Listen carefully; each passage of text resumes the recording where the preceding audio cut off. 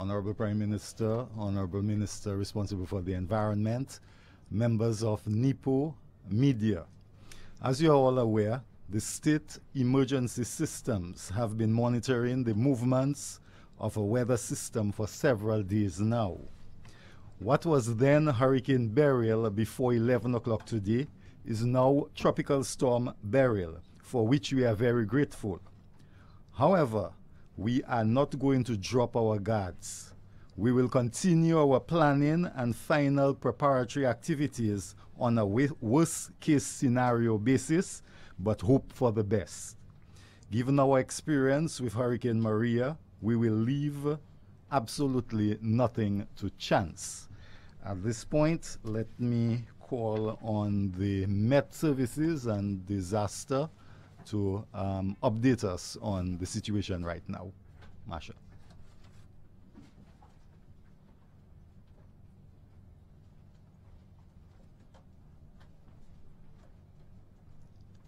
Good morning, all. As of 11 a.m., Beryl weakened to a tropical storm, and the hurricane watch for Dominica was discontinued, and Dominica has now been placed under a tropical storm warning. A tropical storm warning means that tropical storm conditions are expected within the warning area within 36 hours. That is within 2 days. Its present location at 11 a.m., 12.1 degrees north, 51.1 degrees west, and that is about 720 miles east-southeast of Dominica. Maximum sustained winds has decreased to 65 miles per hour or 100 kilometers per hour. Present movement is west-northwest at 14 miles per hour or 22 kilometers per hour. Beryl is forecast to approach Dominica on Sunday evening, and we in Dominica can expect to be directly impacted by strong winds to tropical storm force, moderate to heavy rainfall and thunderstorms, and dangerous seas. The system is very small in size. Tropical storm force winds extend 35 miles from the center, and Dominica is 29 miles long. The public is therefore advised to continue to monitor the progress of Beryl and to make the necessary preparations for its arrival between Sunday afternoon into Monday morning. The next bulletin will be issued at 2 p.m.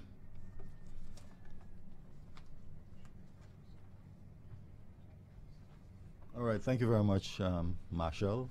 And as we did indicate earlier, although there was a downgrade, we still cannot take any chances. So we have to put everything behind our preparedness activities so that if something comes our way, then we are able to deal with it. I would like to now call on the Honorable Prime Minister to give his remarks.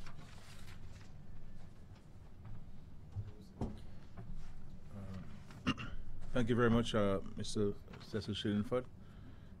Let me greet the listening public, citizens and residents of Dominica, and of course to my colleague ministers who are here, the Deputy Prime Minister and other ministers who are here, and various representatives of NIPO. We just concluded another planning and briefing and debriefing session today, and those will continue throughout the day to ensure that all of the bases are covered and all of the actions which we require to take in preparing the state and our citizens and residents for this storm are taken into consideration and are in fact acted upon. I will say to you that I am comforted by the seriousness with which the various committees within NIPO have taken the task and the responsibilities. That clearly we're learning from our experiences, and therefore we are putting systems in place based on our learned experiences. And I want to commend the Met Office, the ODM, Mr. Cecil Shillingford and the staff, and Mr. Fisher Pascal, who's the coordinator there, and all of the various committees within NIPO. I must say that we have seen a marked improvement and from all the persons reported today. Though it has been reported that there is a downgrading of the situation, we would still like to caution our citizens that they should not let their guard down. We must not become complacent and say, well, it is no longer a hurricane warning, hurricane watch. It is now a tropical storm warning. We do not have to go back far in our memory to remember that it is a tropical storm which wrought tremendous destruction on our country in 2015, Tropical Storm Erica. And the way that scientists have explained these storms will tell you that it is still early days yet, or early hours yet, and anything can change, either for the better, which we hope, or for the worse, which we fear. And we saw with regards to Hurricane Maria that within 36 minutes, it moved from a Category 3 to a Category 5. And we can all recall, less than a year, the fury which Maria released upon us in this country. So I do not want us to relax as individual citizens our move to preparing ourselves, because I am saying to you, insofar as the state is concerned and the National Emergency Planning Organization is concerned, we are not taking anything for granted. We are planning for a major storm, and we are ensuring that all the bases are covered insofar as the planning is concerned. Because whether it is a hurricane, whether it is a tropical storm, we have to prepare for the worst. Yes, the state will plan, and the state has an obligation and a responsibility to prepare and to assure the citizens and residents that all appropriate actions are being taken and have been taken to safeguard life and property in our country.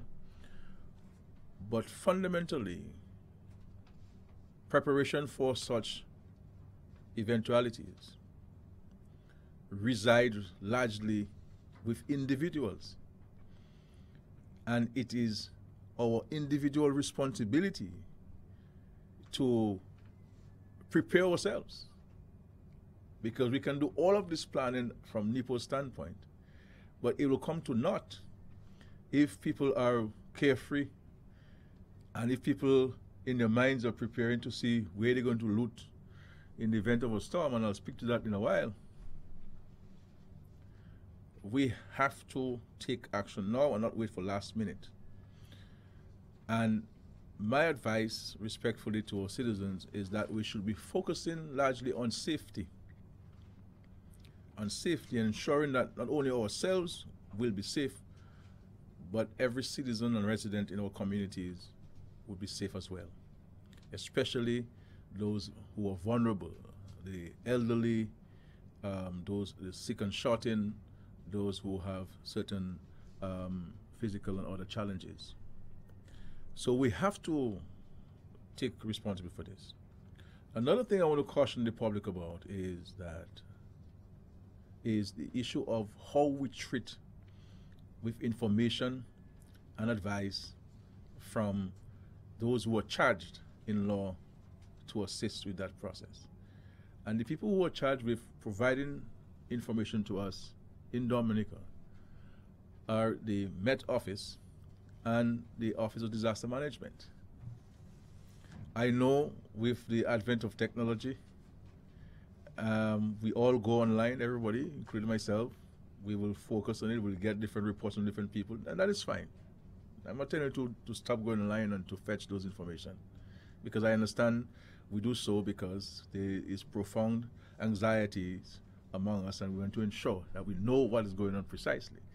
But let us not compare the information that we get from the Met Office and ODM with what we get from elsewhere, and argue among ourselves about the semantics rather than focusing on preparing ourselves for this disaster. And it is important for us to listen to the mediums, the state mediums for which those information will go forward. As for me, I rely exclusively on that which comes from the Met Office and from ODM to take action on preparing the state for these storms. And I would like every citizen in Dominica to do likewise, because it is in our interest to do so. So we are appealing to you, one, to take this storm seriously, even if there is a downgrade of it in the 11 a.m. advisory, to focus on planning for this storm, focus on safety. Let us take action that we can take now. So if your drain at the back of your home is blocked, let's unblock it now. If the drain along the major roadway is blocked, let us do it now. You know, if we have utensils that are still empty, let us fill them with water now, because DOASCO will speak to you in a while as to at what point they shall shut down the water system. And I believe it is something to do, but we have our friend from DOASCO here, and she will speak to that soon. Now, on the issue of security, let me say to the population very seriously,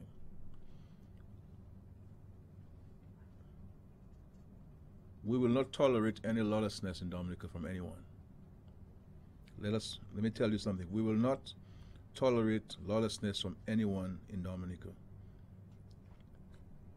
And the state will take proactive and preemptive measures to ensure that that which happened after Maria, that there will not be even one incident of it, far more many incidents of it. And as of tomorrow, and I'm waiting to be advised in writing from the Chief of Police, but there has been a decision of the Cabinet based on oral advice from the Chief of Police that a state of emergency shall be declared tomorrow. And we will give you later today the precise time when it will come into effect, tomorrow. Because as we understand it from the Office of Disaster Management and from the Met Office, we will start seeing signs of the storm from around midday or late in the day to going into Monday. So there will be a state of emergency declared in Dominica tomorrow. And there'll also be a curfew in Dominica declared tomorrow. Precise times will communicate to the public later today. But anybody, you could be a priest, you could be a pastor, you could be an employee of the state. If you have no business being out during the curfew hours, you will be picked up. You will be picked up. So, and of course, there'll be people who will have business to be outside, and the appropriate authorities will advise the Chief of Police on those persons who will have business to be outside. But a man who lives in Vegas and who might be part of the emergency committee there, you may be allowed to be on the streets, but within the confines of the boundaries of the village of Vegas. You can't be in Port Michelle and say that you're part of the disaster committee.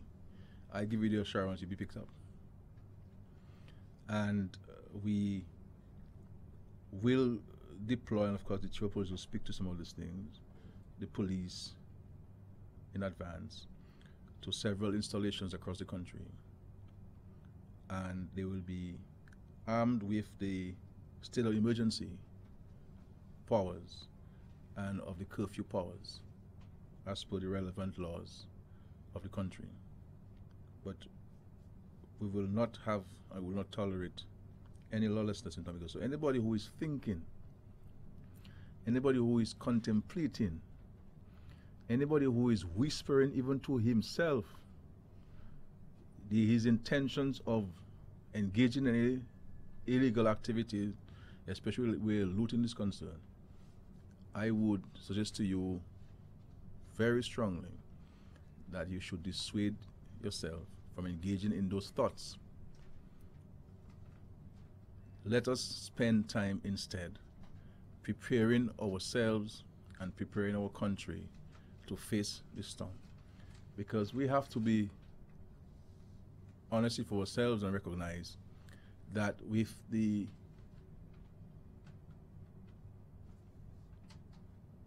effects of Maria, there are some vulnerabilities within the country. And so we are grappling with that. And we also have to prepare for the storm, whether it's a tropical storm or hurricane. We have to prepare for it nonetheless. So I want to say to us that I want you, all of us, each of us, to take this storm seriously. Do not get complacent because there has been a downgrading by the reports. We have to remind ourselves and be reminded of the impact and the devastation caused by Tropical Storm Erica onto Dominica. And also too, the 2013 trough, December trough. So the advent of climate change and the conditions set forth by this phenomenon has caused storms to be more furious and frequent. Because we'll all agree that if 15 years ago you would tell a Dominican that Dominica would get flooded, in any part of Dominica, we would simply laugh at you. Because we would see rain every day for a whole month, and all it does is flow into the sea. Today, this is not the case. Things have changed because of the phenomenon of climate change. But I want to again thank, on behalf of the citizens and residents of Dominica, the ODM, the Met Office, NEPO, and all the various committees which comprise NEPO for your devotion, your dedication, and your commitment. At the end of the day, we all have to recognize that this is our country. And we all have a responsibility. As small as that may be, we should act upon our responsibility and take our responsibility seriously. So the police have a responsibility to the state, and it must carry out its duties without fear or favor, affection or ill will. And its fundamental responsibility is to protect the state. And I want to thank them for their efforts, but we need to ensure that their responsibility in law is carried out with the oath that they have taken.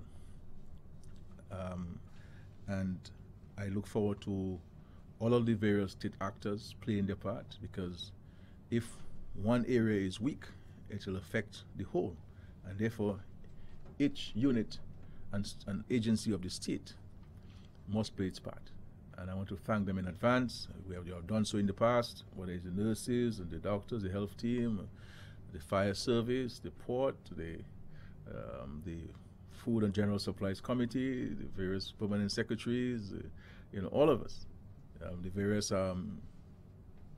regional and international agencies that are here, the private sector, we all have a role to play.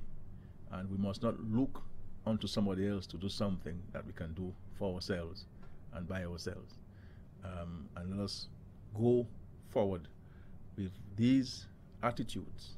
And I think if we are successful at maintaining these attitudes, then we will see this storm through with a greater sense of comfort, knowing that we all are playing our part in preparing the state and ensuring that we can minimize destruction and damage caused by the storms.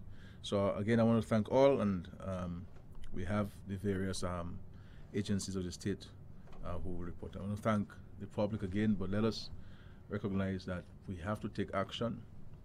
I know there will be discussion on whether we need a state of emergency or curfew, but we need to take preemptive and proactive measures in these circumstances to limit the movement of people, to allow us to be safer, to allow us to be safer, and let those who are charged the responsibility of effecting those measures be the ones to be out in the streets, up and about, helping us to see this storm through. But of course, I would urge all of us to continue to pray, because with God all things are possible, and prayers are helpful, and let us all continue to pray to the good Lord to see a further downgrading of the storm to the point where they can advise us that we can go to bed knowing that the storm has dissipated into the oceans and we have nothing to worry about. But until such time, let us be proactive, let us take all the measures necessary to secure the state. I thank you, and may God bless all of us. Thank you very much, Prime Minister. I was very encouraged earlier this morning when I saw the general public busy doing their preparedness. People buying their cylinders, people are in the shops shopping, people are filling their gas tanks with gas, their vehicles. So it was very encouraging to see that at least they are heeding the call by the state to be prepared as much as possible. One of the things we just like to see is that all our residents who require sheltering, they should know their shelters and get to the shelters on time. When you go to the shelters, bring in just the basic things you will need for, say, 2-3 days. However, bring in some food and water, because there'll be nobody there to hand you a bottle of water. So bring in your necessities. If you're bringing in babies, whatever is required. If you're bringing elderly people, they may be on medication. Right now is a good time to stock up on whatever medication you need. People should collect water, and the WASCO will tell you something about that, because at some stage they will be shutting down the system. So collect some water for a few days so you can use at home. And we would want to again admonish people to stay away from vulnerable areas. The Prime Minister did mention areas that could have been affected during the passage of Hurricane Maria last year, and there's still residual silting in the rivers that could, although there has been quite a bit of dredging going on, but there could be silting further upstream that could come down and cause some flooding. There would be leftover debris on slope sides, etc., that could come down with and cause land slippage, etc. So you have to be mindful of all these things as you prepare into the next 2 days. At this point, let's bring in some of the leaders of the National Emergency Planning Organization. So let me call the police, the Chief of Police.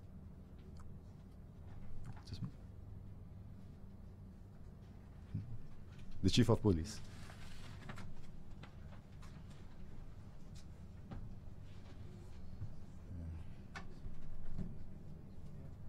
Thank you, Mr. Shillingford. Let me acknowledge the Honorable Deputy Prime Minister,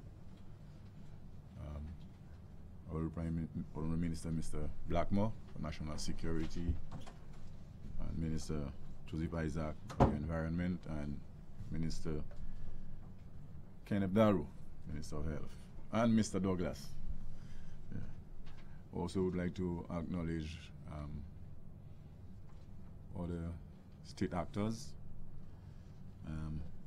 I am Daniel Carbon, the Chief of Police for the Commonwealth of Dominica. I would like to address some salient points. And the first is, I am calling on members of the public for their cooperation to assist the police in the execution of the duties to maintain law and order.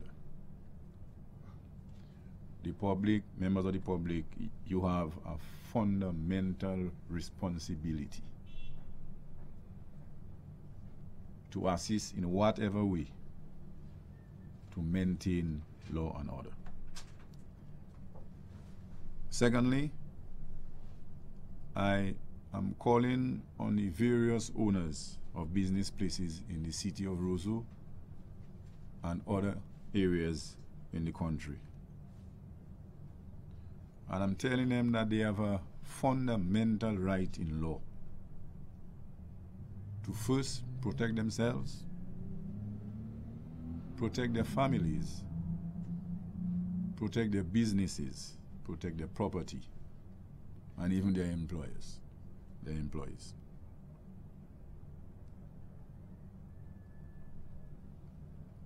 Your business is yours, and you have invested in your business. And I'm calling on you to be proactive.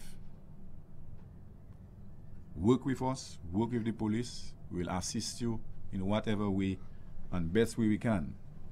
But you have a fundamental right in law to protect your business. It is your property. To my fellow police officers, the police force cannot expect a better foundation being laid for them to perform their duties swiftly, professionally, and with a sense of purpose. I expect the police force to perform its duties in that regard. You heard it from the Prime Minister. You have been laid a proper foundation for the performance of your duties, and I can guarantee you the police administration will give you all the necessary support to perform your duties in a professional manner. My final call is to the motorists. I'm calling on the motorists to observe the road rules, observe the traffic rules. I have been advised that at the various petrol service stations, there are hundreds of thousands of gallons stored and ready to be sold. There is no reason why motorists should queue up at the various petrol service stations, panicking to purchase petrol. We have petrol on island. Petrol is available. And so avoid queuing up at these petrol service stations, creating a serious obstruction to the free flow of traffic. Because we well understand the city of Roseau and the volume of traffic that it can manage. Avoid the congestion. And there will be pronouncements about the timing of the curfew. I'm calling on the citizens to obey and respect the timing of the curfew. Finally, we all are human beings. Each one of us in Dominica has a member of our family, whether a brother, a sister, a mother, a father, a husband, a wife. And it is always good that you put some words of advice and wisdom into the head and ears of your brother man, your sister, your relative, your friend, your neighbor. Especially the young ones, our youth. Advise and provide the necessary advice that we all should obey the curfew, the hours of the curfew, the timing of the curfew. And if we do that and we cooperate with the police, the country will be safe, we will maintain security, and when the time comes for people to move freely about their lawful business, they will. I thank you.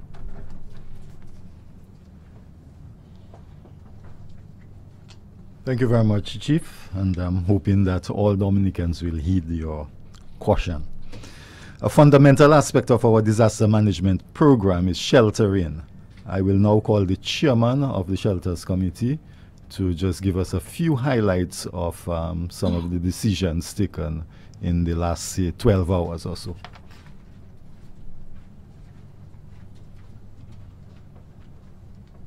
Thank you very much, Mr. Chairman. Let me say a very pleasant good morning to everyone, ministers of government, other officials, and of course, other heads of NIPO subcommittees. As Mr. Shillingford indicated, disaster risk reduction is all about saving lives and to a minimal extent property. And so shelter management continues to play a very critical role in that regard. We are all aware of the challenges that was posed to us post-Maria as it relates to the shelters. And so we've sought our best to see how we can accommodate our Dominican population. And so we have listed for publication 105 shelters. Nonetheless, we have had over the last 3 months going through a process of engaging people in Dominica. If you feel that your home is safe and it's sound, structurally safe, of course structurally sound, we are encouraging you to at least take a family. We need to develop that neighborhood approach.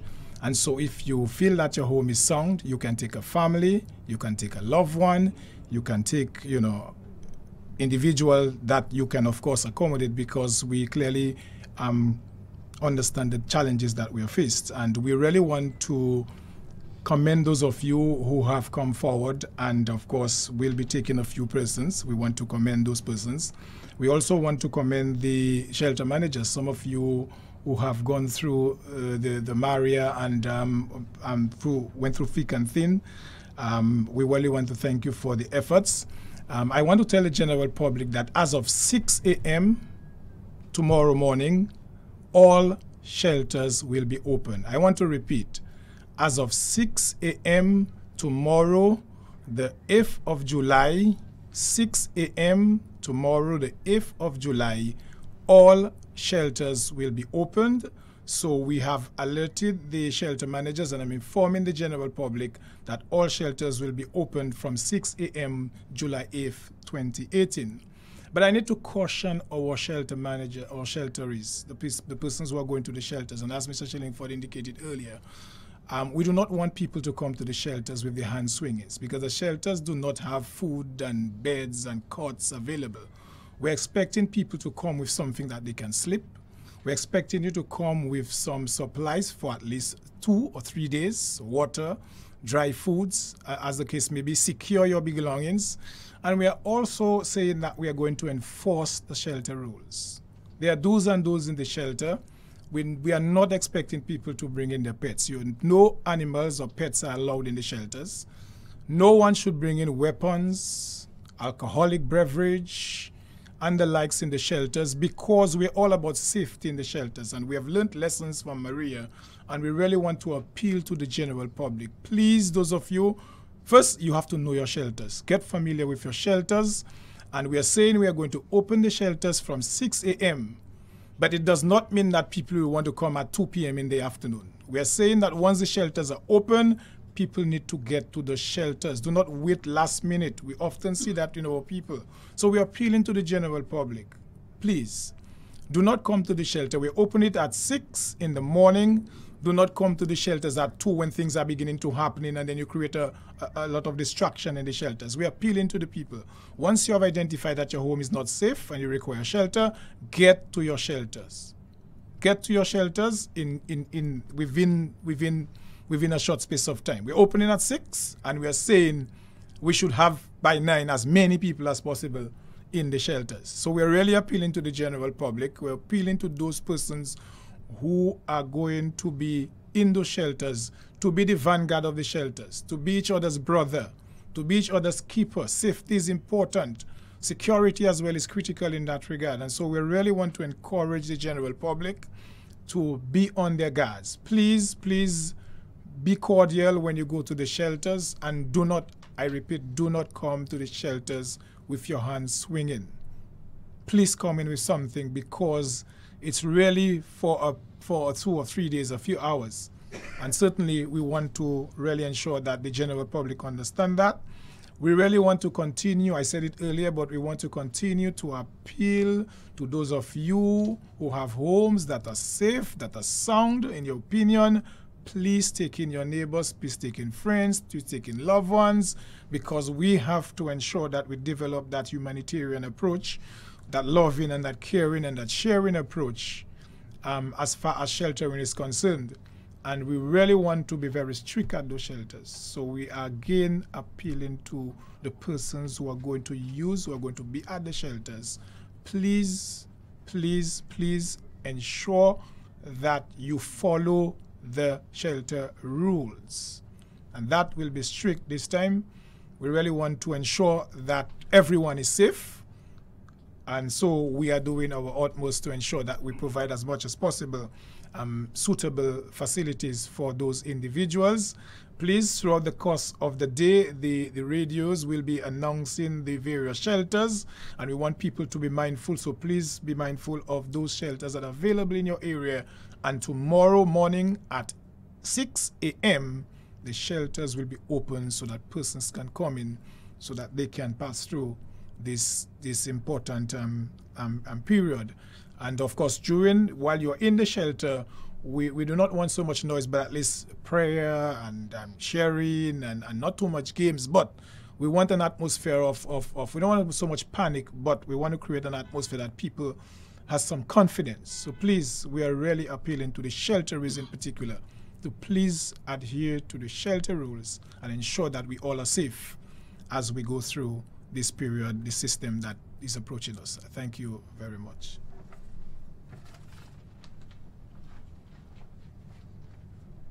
Thanks, Shelter Chair. At this time, people would have a lot of anxieties about many things, but more so their health, especially persons who are at home, a little elderly, not so well, what could happen over the next few days. So I'll ask Dr. Esprit to allay their fears as far as the systems that have been put in place for health.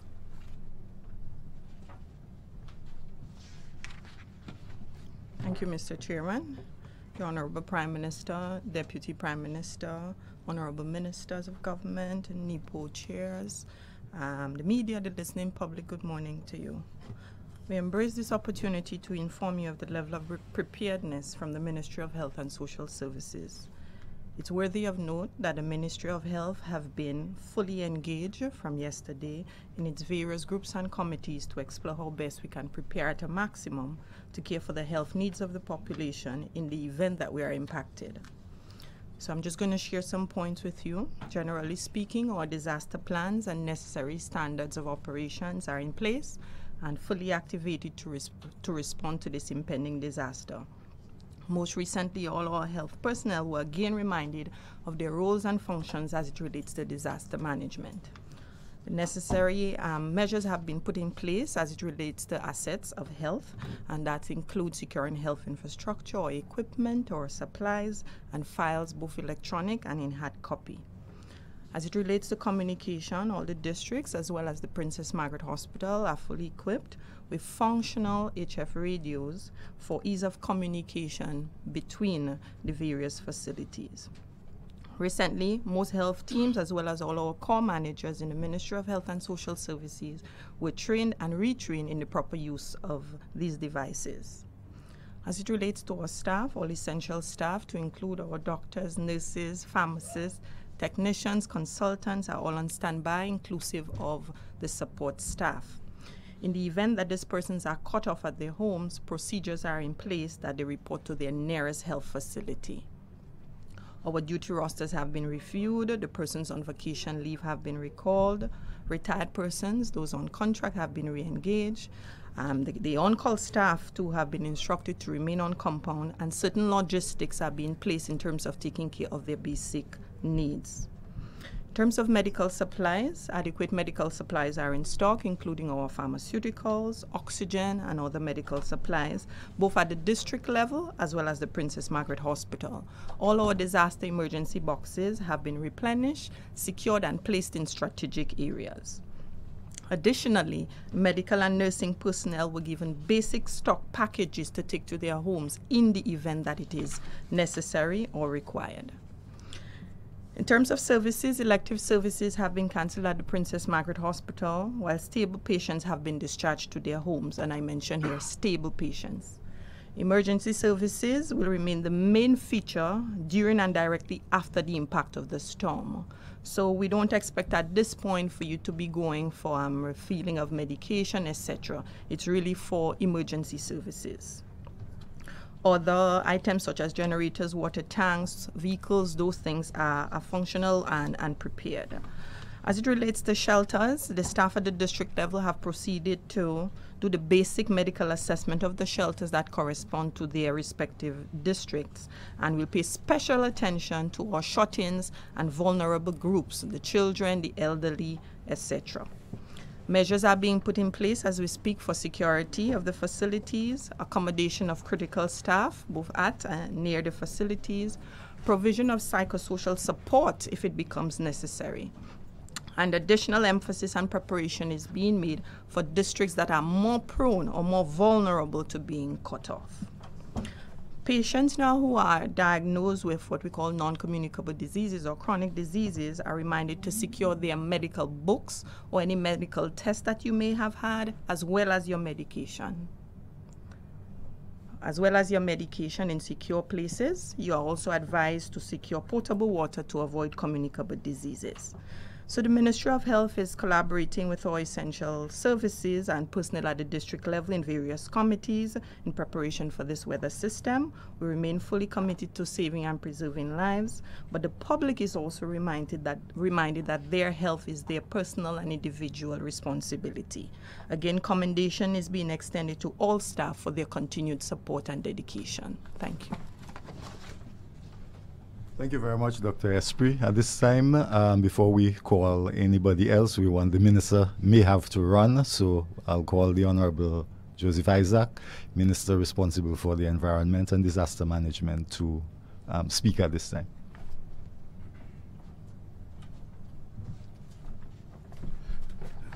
Good morning. I would like to recognize the presence of the Honorable Reginald Austri, Deputy Prime Minister of Dominica, the Honorable Kenneth Darrow, Dr. Darrow, Minister of Health, and the Honorable Ian Douglas, Minister of Trade, and other members of NIPO. Fellow citizens, as the Minister responsible for disaster management, I'm pleased to inform you, the general public, that I'm fully satisfied with all the preparations completed and ongoing at the National Emergency Planning Organization level. I'm satisfied that food is available to all Dominicans. Security systems are in place. Health services have been audited, checked, and are ready. Essential services are adequate in case we get a hit by this natural disaster. I'm therefore calling on all nationals to make all necessary preparations for their families and households. It is both an individual and national responsibility, so I'm pleading to all Dominicans to focus on your families. I've just attended the annual meeting of CARICOM Councils of Ministers responsible for disaster management.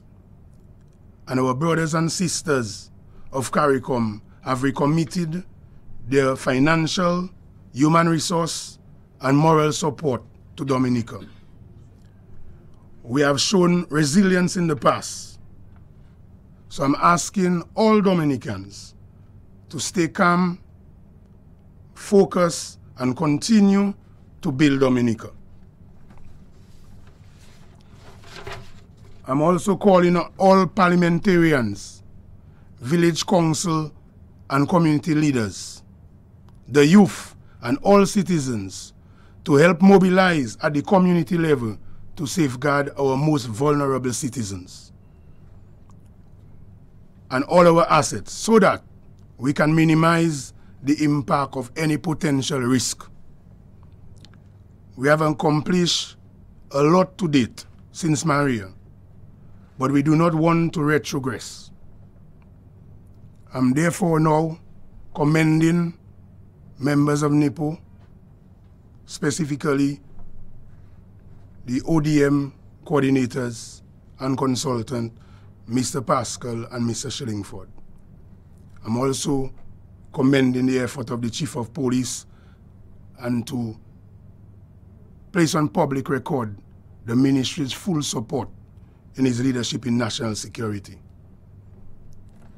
As the parliamentary representative for Roseau Central, I'm calling on all young persons of Roseau and wider Dominica to stay safe and do not join any illegal group planning to loot. By participating in such activity, we will only seek to destroy our country again. We have only one Dominica. That is what our great-grandparents, our grandparents, and our parents have left for us. So I'm asking you to stay resolute in the development of your country. I'm now asking on all our spiritual leaders, our mothers and brothers and sisters to pray for Dominica, and let's stay safe in the hands of God. Thank you. Thank you very much, Honorable Minister. We all know that water is very important in everything that we do, and I'm hoping that you would have already begun collecting some water so that if the water is shut down at some point, you will have your own adequate water supply for the next day or two. At this time, I'll call on the WASCO to bring us up to date, and Mrs. James. Good afternoon. The WASCO started the activation of the continuity of operations plan, and preparations were made in the event that the water system becomes affected. The actions taken are as follows. The tank levels to ensure that all are filled. The shutdown of the water system will be in effect by 6 p.m. on Saturday, July 7, 2018. All our generators and backup fuel stationed on site at pump stations have been checked. The Lees and Campbell generators will be replaced by 4 p.m. on Saturday, July 7, 2018. We secured gas for equipment at Baytown Sewage Treatment Plant for our small equipment. The caretakers of all water systems have been alerted, and our staff informed and prepared for immediate response. We also have prepared and alerted the water truckers, and they are at present delivering water and will be on standby. The sewage network and the storage tank at Princess Margaret Hospital have been assessed. All equipment, water pumps, generators, fusion machine, and others is secured at the DOASCO's facility, and as well, all equipment at various project sites have been secured. DOASCO deployed vehicles to different locations, to different districts to assist in the recovery process. In addition, we are deploying the water trucks to various districts in order to ensure that we will be able to sustain a certain level of service after the disaster. And we are further monitoring the water level of the storage tanks at locations such as Grotto Home, House of Hope, and others. We have prepared the list of our temporary workers to be utilized in case of need. We have listed all the heavy equipment operators that are working with us, started to work with us after Maria.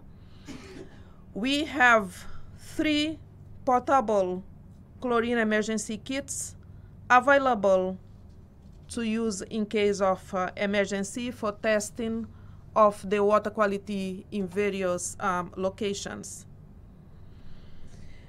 Post-disaster, our staff is expected to report to work when the all clear is given.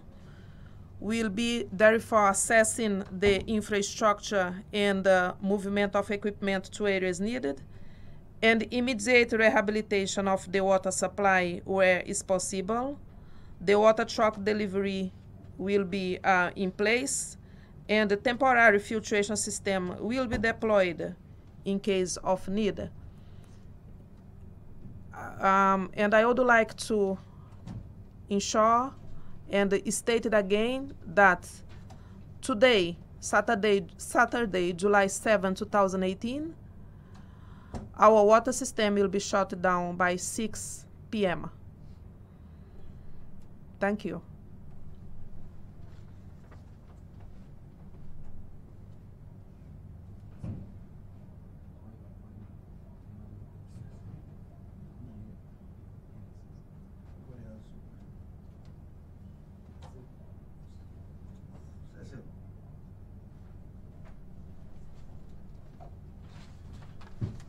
Okay, thank you very much, Mrs. James. This sort of concludes our media briefing for today. We are calling on all Dominicans to finalize preparedness activities as we await the arrival of Tropical Storm Beryl. Remain safe. Don't go wandering around aimlessly just prior and during the passage of the storm. Stay away from watercourses, rivers, areas prone to landslides and rockfalls, the waterfront, etc. We just want to again call on you to remain safe. And we have one announcement before we go. The grammar school, the Dominica Grammar School, is the shelter for Roseau Central. So all of you around Roseau Central who have been anxious about your shelter situation, you can go to the Dominica Grammar School if you require shelter. Okay, thank you very much.